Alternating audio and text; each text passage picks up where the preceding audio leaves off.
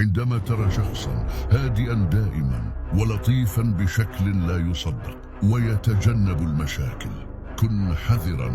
هذا الشخص يلاحظ كل شيء، يظل صامتا لأنه يعلم أنه إذا غضب فإنه سيؤذي الجميع. يحتفظ بكل شيء في داخله ويختار أن يظل هادئا، ولكن في اليوم الذي ينفجر فيه سيكون كالعاصفة الثائرة، والشخص الذي أثار هذا الغضب سيذوق طعم هذه العاصفة. كل شخص لديه حدود، ولكن صدقني لا تحاول أن تتجاوز حدود هذا الشخص.